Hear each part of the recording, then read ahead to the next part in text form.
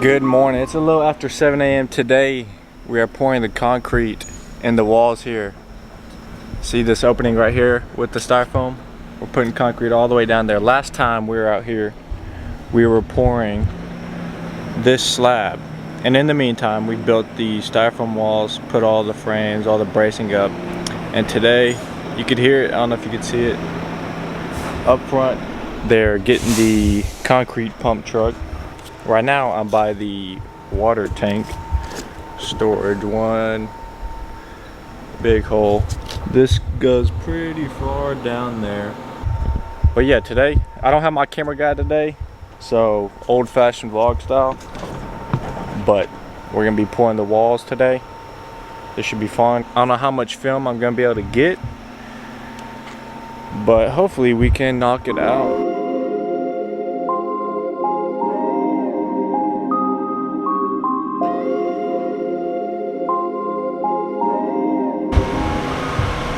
You see the pump starting to go over. So there's 10-foot walls that need to be filled with concrete. 6-inch reinforced concrete are going through those styrofoam blocks. You can see all the bracings up.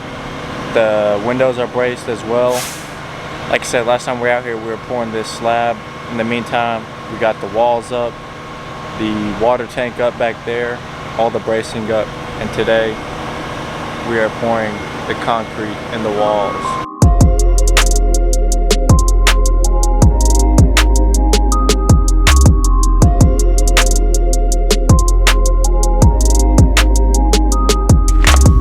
Okay, so we just got done pouring all the concrete in the walls and the water storage in the back.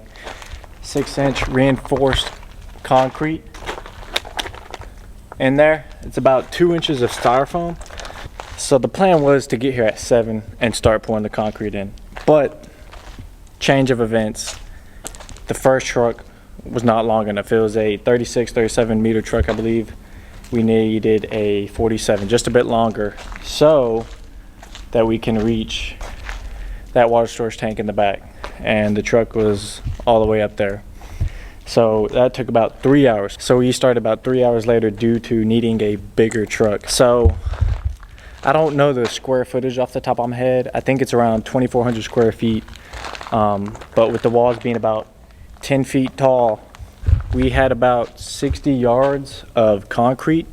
And so here, this big black dumpster over here is 30 yards. So imagine that filled with concrete times 2.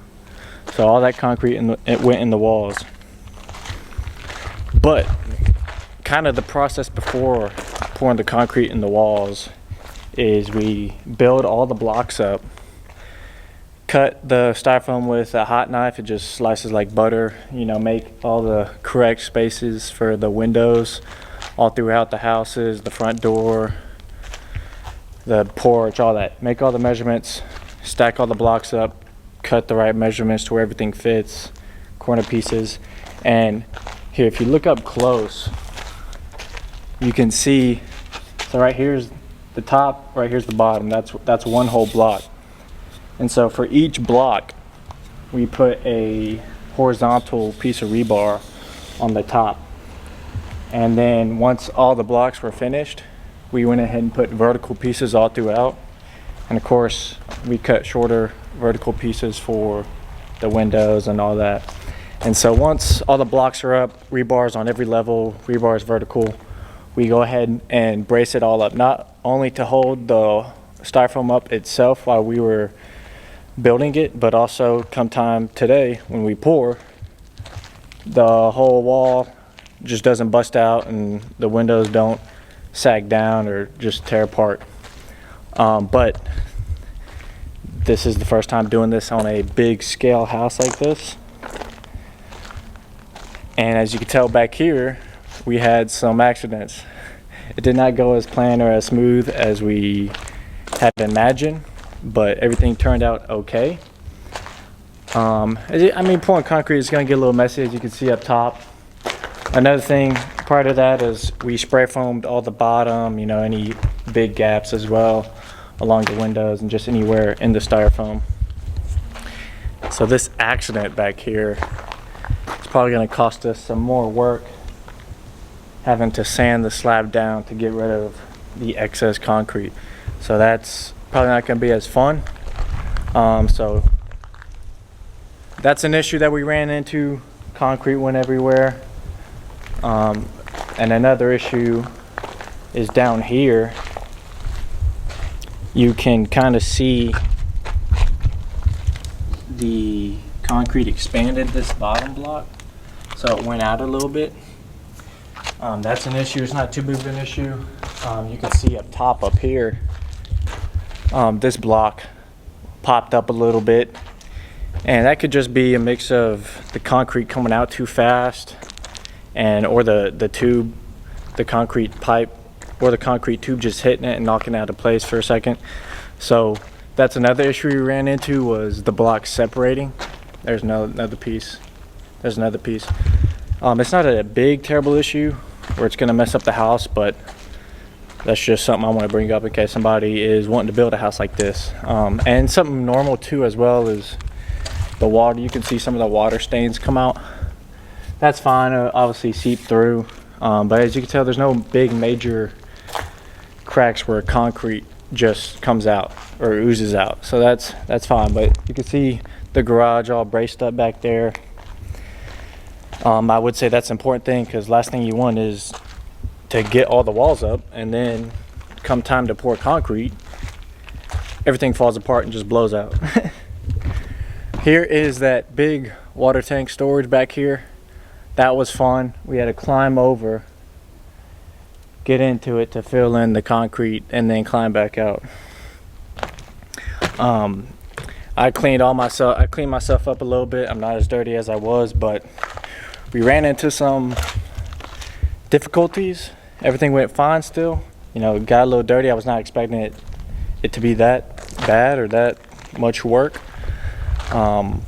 But it was probably a little difficult because it was our first time doing it, and concrete got everywhere on us, and it was just not fun. And another difficult thing is you can see all the rocks from the concrete pipe just shooting out, and so having to move those scaffolds, you saw them back there, having to move those was pretty tough, not gonna lie, especially with somebody being on there trying to pour it all. And kind of the process, you know, y'all saw that big concrete truck come in. It was a 47-meter truck. I think that's how they measure it. That was able to reach all the way back there to the watershed, which is what we needed. But that process works. So we had about 6 concrete trucks come in, and each truck carries about 10 yards. So 6 times 10 is 60, which is about 2 bins of concrete. So 6 trucks came in with concrete, and they would load concrete into the back of the truck area where it feeds into, which goes through the pipe and out the tube and into the walls. But before that, they pour the concrete into that back area and they prime it. And so that's where you kind of see some of these spots here of just concrete there. Is they prime the concrete, prime the tube, it spits out a bunch of water, slosh, gets it primed up, then we get it ready to go and start filling up the walls. And then come time, we didn't use a lot or as much as we expected, so here is a big old pile of concrete that they had already paid for, so they just dump it because they can't take it back. And so here's from the pump, they cleaned out that area. So any concrete used or any prime that they do, they just pump it out somewhere else and use up what you had purchased. But yeah, there's little bits of concrete over here. It gets pretty messy come concrete day. Thankfully though, it was not too hot out. We did have a bunch of clouds, a bunch of shade, so that did make it a little easier.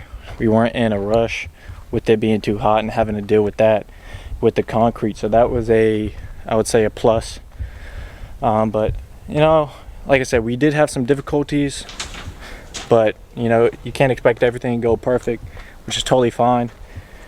But you can use that to learn something and maybe not make those mistakes again, or just decide that building a house this way may not be for you, or just harder than you imagined. But so this is the second video. First video we poured the slab, I never made a video about the process of building the styrofoam walls, but I explained it a little bit in this. But other than that, deuces.